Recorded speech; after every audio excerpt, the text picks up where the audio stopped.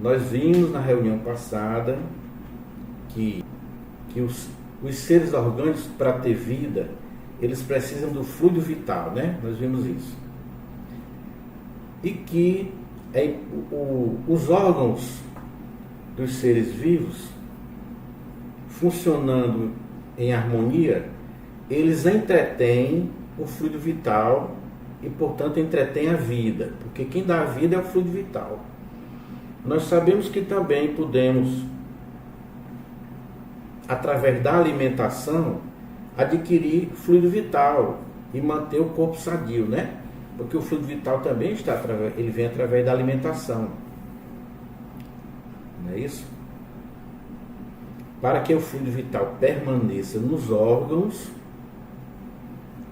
para que ele continue nos trazendo essa vida, é preciso que estejamos com todos eles funcionando de forma harmônica, como se fosse uma máquina que trabalha com as suas engrenagens, uma engrenagem tocando na outra, e assim vai girando, de modo que um desses dando problema, trava todos os outros.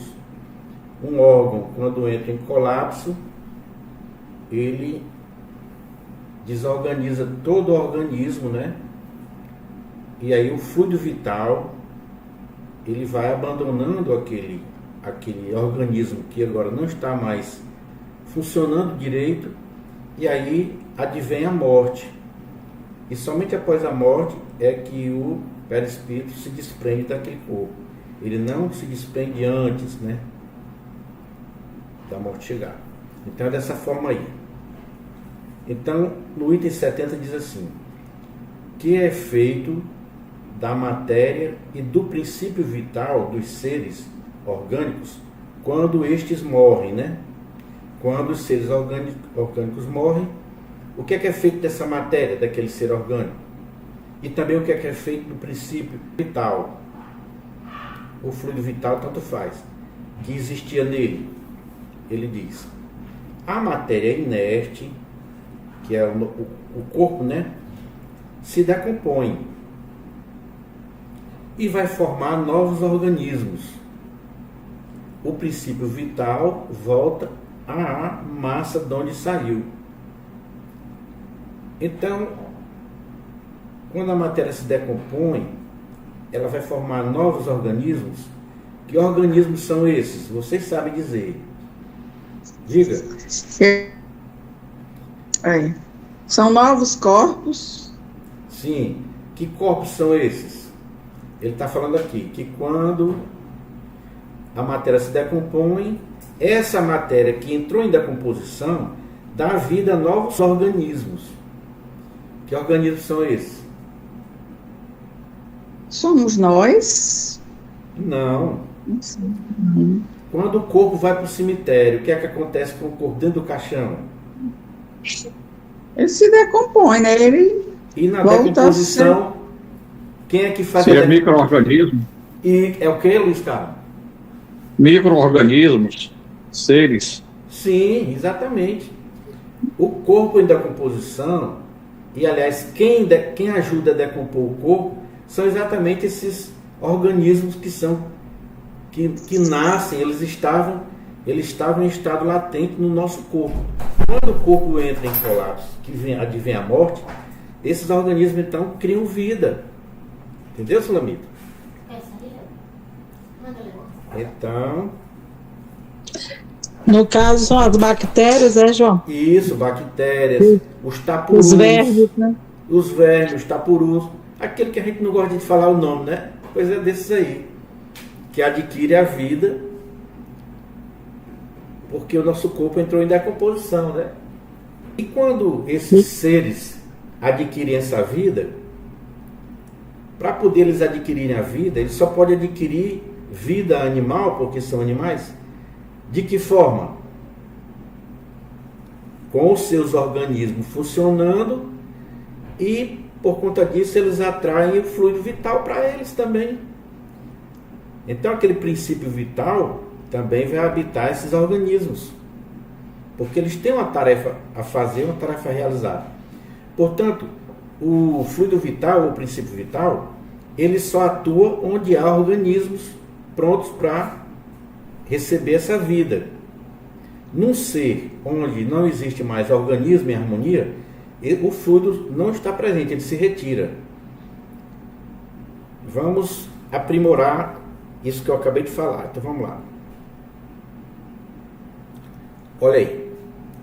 Morto o ser orgânico, os elementos que o compõem sofrem novas combinações, não é isso? De que resultam novos seres, os quais aurem na fonte universal o princípio da vida e da atividade. Esses novos seres, né? O absorvem e assimilam, para novamente o restituírem a essa fonte quando deixarem de existir. Então o fluido vital, o princípio vital, ele vem de uma fonte, né? Ele vem da fonte de onde? Do fluido universal, que é a matéria primitiva. E ele serve então para dar vida a todo ser orgânico. Ele só não pode dar vida a um ser inorgânico, né? Porque não existe órgãos. Os órgãos se impregnam, por assim dizer, desse fluido vital, e esse fluido dá a todas as partes do organismo uma atividade que as põe em comunicação entre si nos casos de certas lesões e normaliza as funções momentaneamente perturbadas.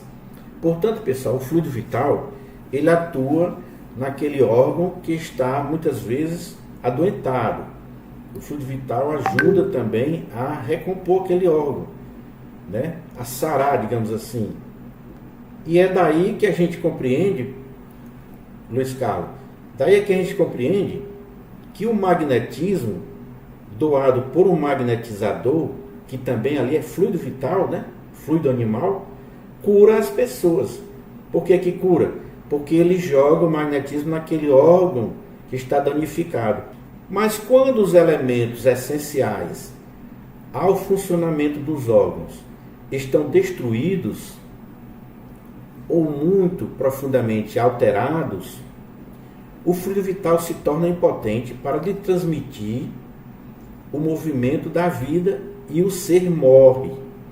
Os elementos essenciais, nós podemos encontrar ele no oxigênio, né? que é essencial para a vida, no alimento. Faltando o alimento, você ficar privado do alimento, você vai emagrecer, você vai ficar de uma hora para outra, entrar no estado de inanição, e aí o fluido vital não vai poder ajudar, porque os órgãos vão entrar em falência, não é isso? A mesma coisa é o ar, se o ar faltar, e aí entra em falência. Então esses aí são os elementos essenciais ao funcionamento dos órgãos. Esses elementos, se eles desaparecerem, os órgãos serão destruídos, ou pelo menos muito profundamente alterados, né? E aí o fluido vital se torna impotente para transmitir vida a esse órgão, a esse organismo, a esta vida, a este ser humano, a este animal, seja que animal for. Os órgãos reagem mais ou menos necessariamente uns sobre os outros, resultando essa ação recíproca da harmonia do conjunto por eles formado. Se eles estão reagindo uns sobre os outros de forma recíproca, adquirindo cada vez mais através da alimentação, através da respiração e através de tudo aquilo, todo aquele elemento que pode lhe dar esse fluido, ele vai se mantendo harmônico, vai se mantendo sadio. Aí, destruída que seja por uma causa qualquer esta harmonia, o funcionamento deles cessa como o movimento da máquina, cujas peças principais se desarranjem. É o que se verifica, por exemplo, com um relógio gasto pelo uso. ou que acidentalmente se desconjuntou, caiu, né, se quebrou, no qual a força motriz da pilha, por exemplo, né, a força ou da própria eletricidade que alimentava aquele relógio, fica impotente para pô-lo de novo a andar, porque ele quebrou a máquina, né? É a mesma coisa do nosso organismo. Parou de funcionar algum órgão, ele entra em colapso, né? Que os órgãos, um depende um do outro. Tipo, Isso. que quem fuma muito, né? Aí prejudica o pulmão, prejudica a circulação, o Olha que coisa coração. boa. Olha que exemplo Né? legal, dona Socorro. Então ele vai dar exemplo aqui, pessoal, de uma máquina, né? Um aparelho elétrico, que é muito semelhante ao funcionamento do nosso corpo, né? Então ele vai dizer aqui, ó. No aparelho elétrico, temos imagem mais exata da vida e da morte. Esse aparelho, como todos os corpos da natureza, contém eletricidade em estado latente. Ou seja, pessoal, vamos falar aqui de um aparelho que todos nós temos em casa, um aparelho elétrico. Vamos falar aqui do liquidificador, né? Que todos temos, é bem mais fácil. Então vamos lá. O liquidificador, quando ele está desligado, ele não está funcionando. Ó a minha, ó a minha burrice, né? Quando ele não está ligado, ele não está funcionando, né? Claro. Mas ele tem energia ali, na tomada. Se ele está na tomada, ele tem energia? Tem. Só que essa energia, essa eletricidade dele está em estado latente. No momento que eu aperto o botão para ele funcionar, ele começa a funcionar. Então é isso que ele está dizendo aí, ó. Os fenômenos elétricos, porém, não se produzem senão quando o fluido é posto em atividade por uma causa especial.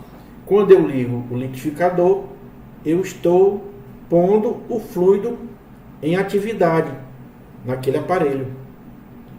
Poder-se-ia então dizer que o aparelho está vivo. Pessoal, isso é só uma comparação, viu? Mas é uma comparação muito parecida, né? Vindo a cessar a causa da atividade, quer dizer, quando você desliga, cessa o fenômeno. O aparelho deixa de funcionar. O aparelho volta ao estado de inércia. Os corpos orgânicos seriam assim como que pilhas ou aparelhos elétricos. O nosso corpo, nos quais a atividade do fluido produz o fenômeno da vida. A cessação dessa atividade causa a morte. A quantidade de fluido vital não é absoluta em todos os seres orgânicos.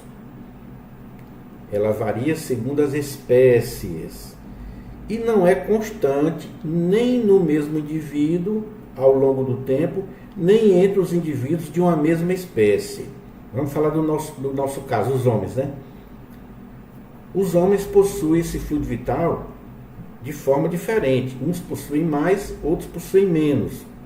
É o que ele vai dizer aqui. Alguns há que se acham, por assim dizer, saturados desse fluido. Quer dizer, eles possuem tanto, chega a estar saturado, é como se não coubesse mais nele, né? Enquanto outros o possuem em quantidade apenas suficiente para ele manter a vida, né?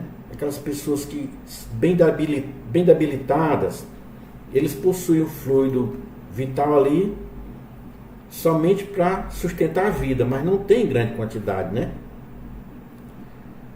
Daí, para alguns, a vida é mais ativa, mais tenaz e, de certo modo, superabundante, né?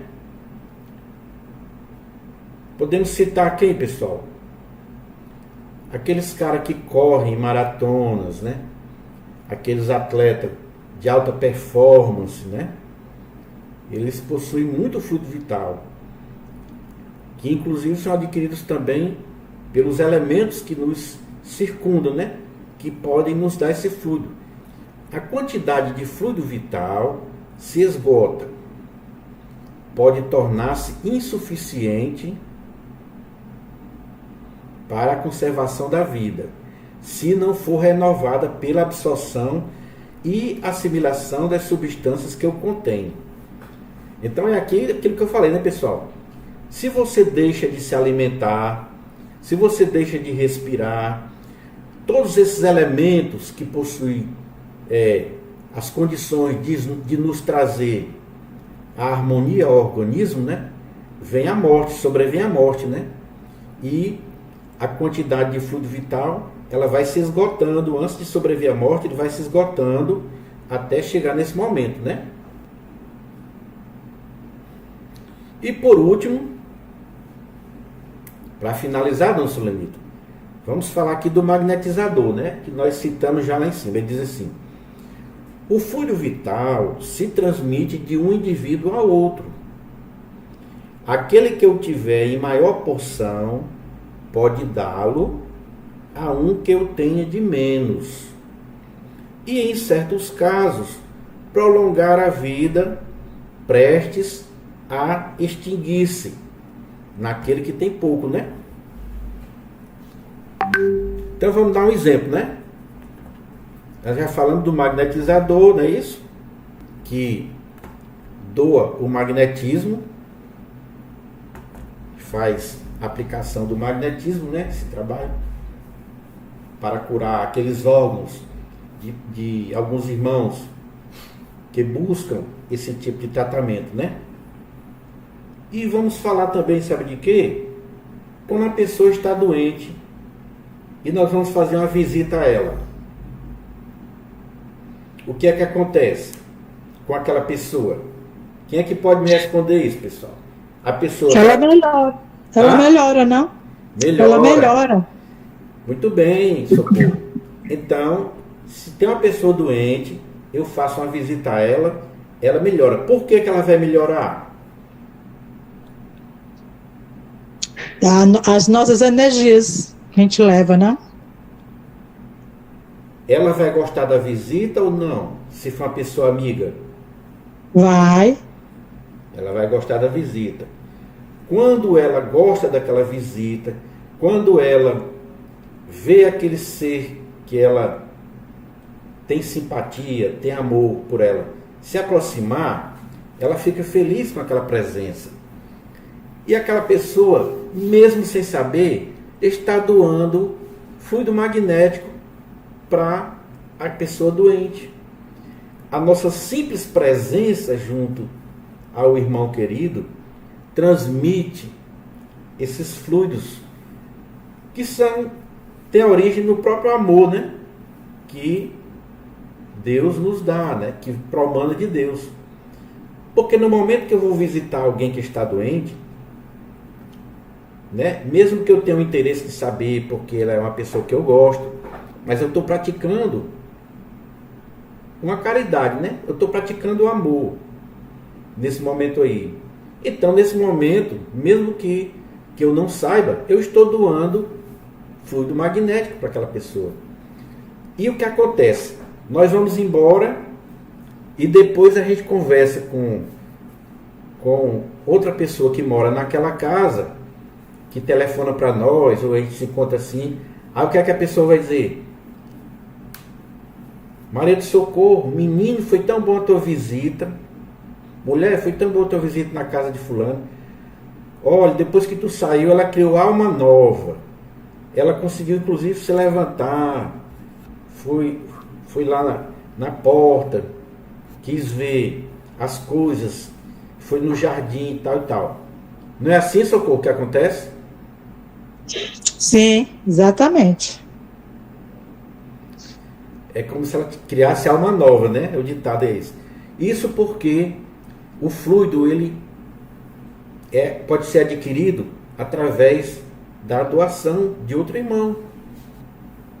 Meu Joãozinho, exatamente isso que você disse. As energias que a gente leva, o pensamento positivo, as orações, tudo isso faz com que a pessoa que recebe essa visita se renove, né? Isso também, se for uma pessoa querida, se for uma pessoa amiga, ela já se anima só com a presença da gente, com o bem-estar que ela está sentindo, né? Está presente, recebendo aquela energia da pessoa. Isso aí tudo ajuda no processo, né? De melhoramento, né?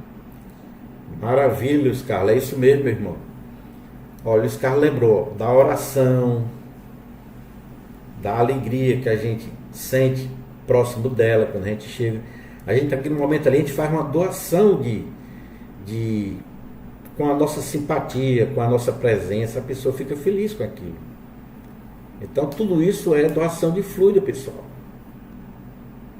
Eu tenho um exemplo, recentemente, tem uma amiga minha do trabalho que está doente há mais de 2 meses no hospital. Ela se operou de hérnia de disco, 4 hérnias de disco, e teve um problema sério, passou por 2 cirurgias, foi entubada. Eu fui visitar, ela ficou tão feliz que eu tinha estado de férias viajando para São Paulo e não tinha ido vê-la ainda. Quando eu fui, ela ficou tão feliz com a minha presença, a gente conversou bastante. Eu notei até no olhar dela, estava mais feliz ainda, né? Com a visita da gente e dos amigos da empresa que estão indo lá vê-la, né? Tudo isso aí renova com que a pessoa melhore, né? Ajuda no melhoramento dela, né? Na saúde, no bem-estar, né? Com certeza, Luiz Carlos. Diga, seu Aguiar. Eu diria que nem todas as visitas são positivas. Sim. Se a visita é feita por empatia, por amor ao próximo, por amor àquela pessoa, esses fluidos são transmitidos. Agora, quando a visita é feita por outros interesses, quando a pessoa está ali em corpo, mas o pensamento está querendo que é outro amor, eu acredito que seja da mesma forma negativo. Muito bem, seu Aguiar, é isso mesmo, meu irmão. Porque a pessoa que está bem intencionada, ela doa bons fluidos. Já existem magnetizadores que podem aplicar maus fluidos. Deixa eu lhe contar aqui uma. Isso que o senhor falou foi muito bom. Eu conversei com um espírito, eu acho que foi segunda-feira, anteontem, numa reunião mediúnica, e ele me falou que a ação deles, dos maus espíritos, tanto quanto como a dos bons espíritos, no nosso organismo, eles têm uma ação não só na influência dos nossos pensamentos, como eles podem influenciar também nas nossas células. Entendeu? Então, os espíritos, não só o homem, o amigo que visita, mas os espíritos que estão próximos a nós, dependendo da sintonia, eles nos fazem bem ou eles podem nos fazer mal. É claro que para poder lhe fazer mal, precisa ter a permissão de Deus, né? Ele não vai prejudicar uma pessoa que é uma pessoa boa, uma pessoa que tem boas companhias espirituais. A essas aí eles não vão ter acesso. Mas se a pessoa não for uma pessoa boa, se a pessoa não tiver a sua proteção, que foi calcada através de um bom procedimento, através de ser uma pessoa responsável pelo modo como ela vive, né? Um bom filho, um bom pai, um bom cidadão, esse tem proteção. Mas aquela pessoa que pratica o mal, aquela pessoa que vive desgarrada da lei de Deus, né? Essa daí não tem boa proteção, apesar de ter o seu anjo de guarda. Mas ele esquece até a influência dos anjos de guarda. E aí esses espíritos vão ter acesso. E aí eles podem ser prejudicados com a presença desses espíritos. Tanto quanto de pessoas, como o senhor Aguiar falou, mas pessoas que vão numa casa só para conferir se a pessoa já está quase papocando ou não, né, seu Antônio? Mas com outra intenção, né?